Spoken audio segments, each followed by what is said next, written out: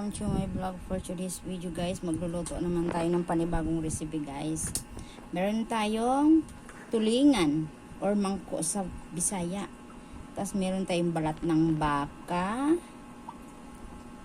Halagang 60 yan. Tapos ito, 4 na malalaking isda na tulingan, guys. Meron tayong bawang, luya, sibuyas, sili na finger, meron tayong suka, magic sarap, pamintang durog, at asin. Ito, guys, papaksiwin lang natin to, guys. Ilalagay natin ito sa kaldero. Ayan. Unahin natin paglagay sa kaldero itong balat ng baka, guys, kasi papalambot muna natin ito. Ayan, o. And then, meron tayo, ilagay na natin yung bawang, luya, sibuyas. Ihalo natin yan, guys. Lagyan natin paminta.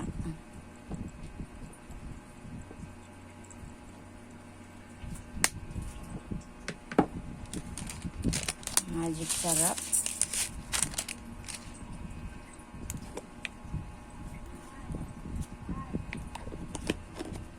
Lagyan natin ng suka.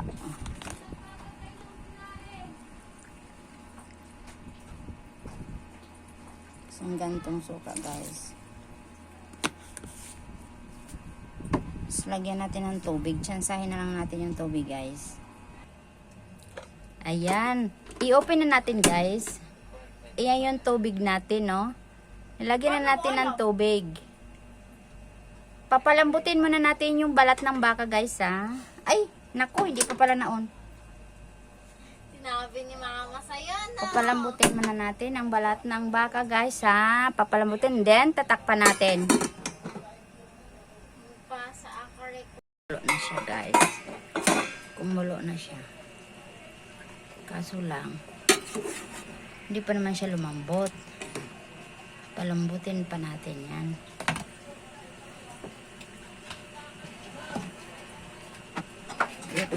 Pan ulit.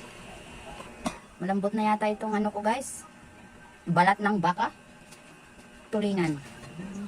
Tulingan ko. Lalagay na natin yan, guys. Niwa ko yan.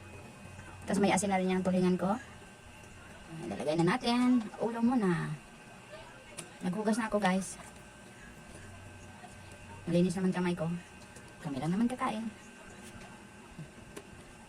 Ini 4 na piraso. Malaki.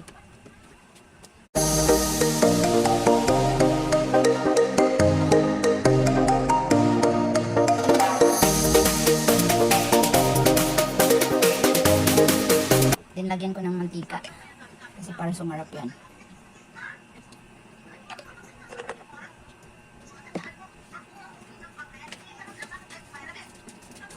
Magic sarap po, guys, ilagay ko lahat.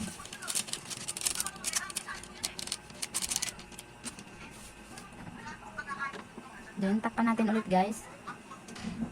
Kasi lulutuin natin yung tulingan, yung isda ba.